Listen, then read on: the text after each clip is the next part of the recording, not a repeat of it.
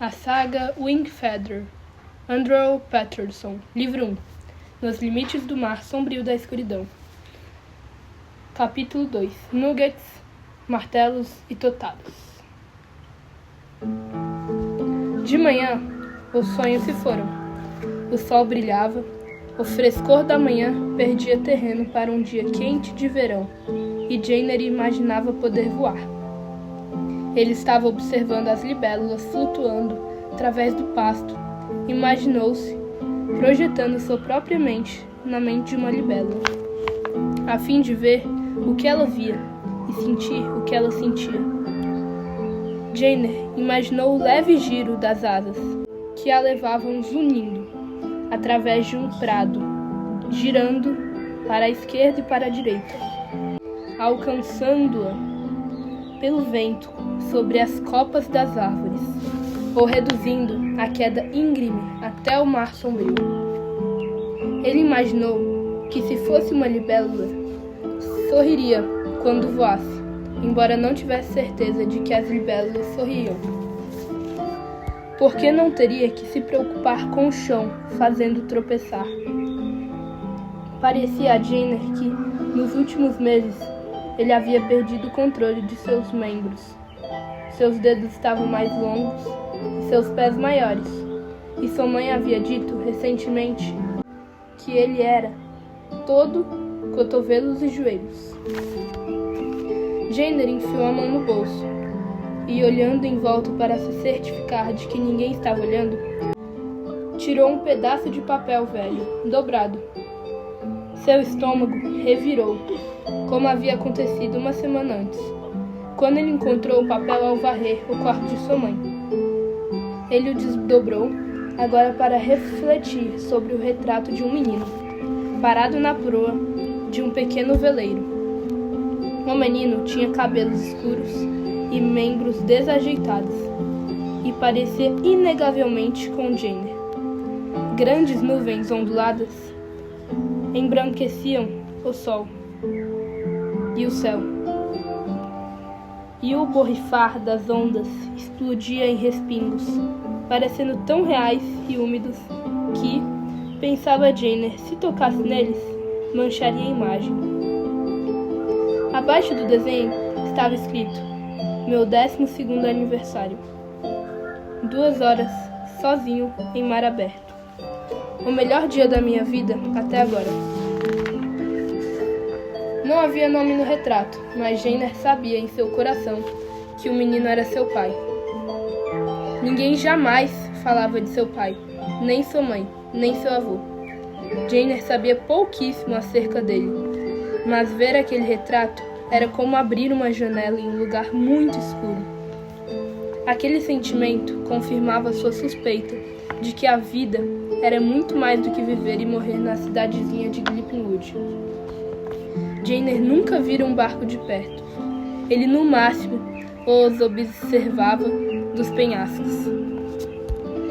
Pequenas manchas traçando caminhos lentos como fitas, atravessando as ondas distantes, navegadas por uma tripulação em uma outra missão aventureira.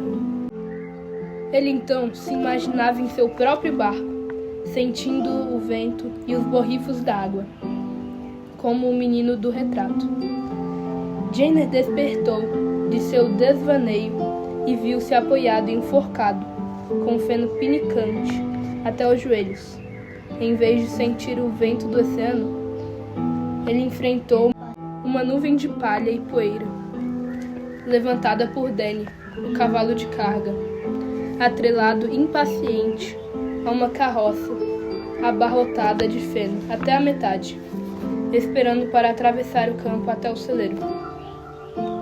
Jainer estava trabalhando desde o nascer do sol e já fizera 3 viagens, ansioso por terminar suas tarefas.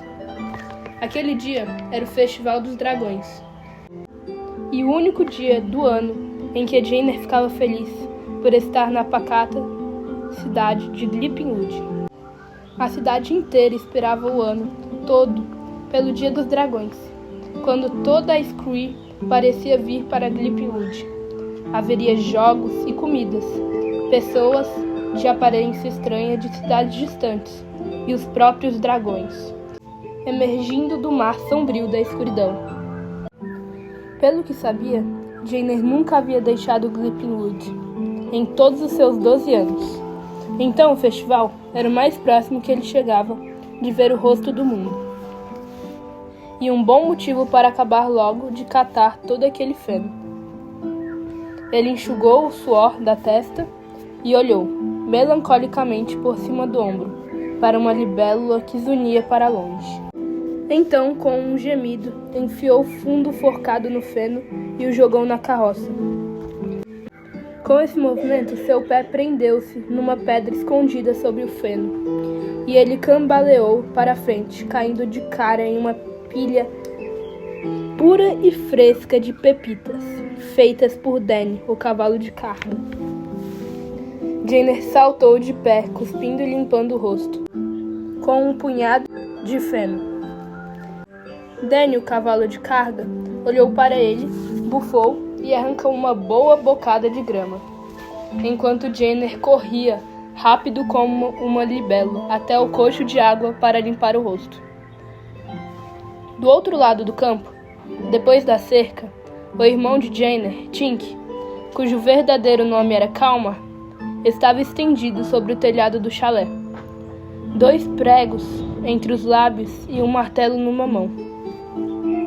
Tink estava tentando consertar uma telha solta, mas tendo dificuldade com a tentativa porque tremia demais. Quando mais novo, o simples fato de cavalgar nos ombros do avô o deixava nervoso. E, embora risse, seus olhos estavam sempre arregalados de pavor, até que fosse recolocado na firmeza do chão. Podo, seu avô, sempre designava a reparação do telhado a Tink, porque acreditava que lhe faria bem enfrentar seu medo. Mas Tink, então com 11 anos, ainda ficava tão assustado quanto antes. Tremendo igual vara verde, pegou um prego entre seus lábios e o martelou no telhado, tão timidamente como se estivesse martelando seu próprio rosto. Ele voltou-se ao campo e avistou Jainer correr e mergulhar a cabeça no coxo de água. Tink estava desejoso de já terminar suas tarefas para poder jogar uma partida de Zibze com seu irmão mais velho nos jogos do Dia dos Dragões. Tink era inútil no telhado, mas quando seus pés estavam em terra firme, podia correr como um cervo. Com a primeira pancada do martelo, o prego escapuliu de entre os dedos de Tink.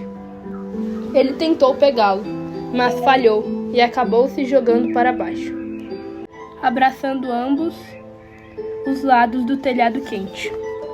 O prego e o martelo caíram pelo telhado em direções opostas, lançando-se da borda. Tink gemeu, porque aquilo significava ter que avançar lentamente até a borda e descer a escada outra vez. Também significava que demoraria muito mais até que pudesse ir à cidade para o festival. Perdeu alguma coisa? O medo de Tink se transformou em mau humor. Basta jogá-los de volta, pode ser? Tink ouviu risos, então o martelo voou para cima, rodopiando e pousando a alguns metros dele. Ele reuniu toda a coragem que tinha para chegar à borda e agarrou o martelo com uma mão trêmula, um pouco antes de deslizar de volta para baixo. "Obrigado, Lely", ele exclamou, tentando soar muito mais simpático.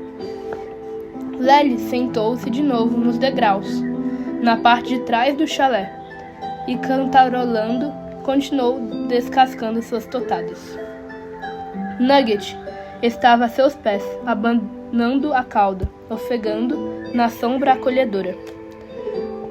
Não demorou muito até que Lely conseguisse se levantar, com uma pequena muleta de madeira, e sacudir as cascas da totada na frente do vestido.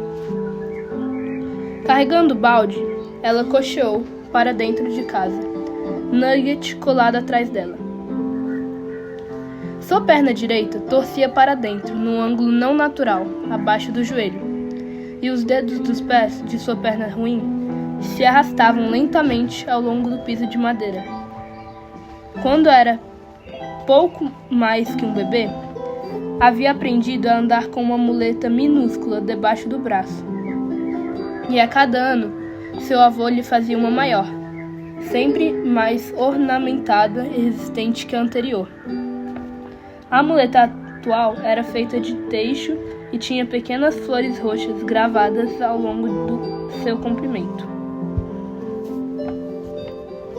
Lely pôs o balde de totadas descascadas sobre a mesa, atrás de Nia, sua mãe, que estava colocando ingredientes em uma grande panela de cozido. Ah, obrigada, querida. Nia limpou as mãos em seu avental, depois prendeu para trás das orelhas algumas mechas soltas do cabelo. Ela era alta e graciosa, e Lely a achava tão bonita que, por mais que fosse simples o vestido, aos olhos da filha, a mãe sempre aparentava estar vestida em trajes reais. As mãos de Nia eram fortes e calejadas, por anos de trabalho duro, mas gentis o suficiente para traçar o cabelo de Lely, ou acariciar o rosto de seus meninos. Quando ela lhes dava um beijo de boa noite. Você poderia ir buscar seu avô para mim? Perguntou ela. Ele está no jardim colhendo ervas. Há pelo menos 1 hora. O que só pode significar uma coisa. Lely riu. Os Traps voltaram. Temo que sim. Nia voltou ao seu cozido, exatamente quando outro ruído soou acima delas. Seus olhos seguiram o som ao longo do teto até a janela, onde ela e Lely viram um martelo de Tink cair na grama. Um gemido abafado veio do telhado. Eu pego! Lely cocheou pela porta dos fundos e jogou o martelo de volta para Tink. Jainer correu até o chalé, encharcado da cintura para cima, trazendo consigo um cheiro horroroso, um enxame de gordas moscas verdes zumbindo em torno de sua cabeça.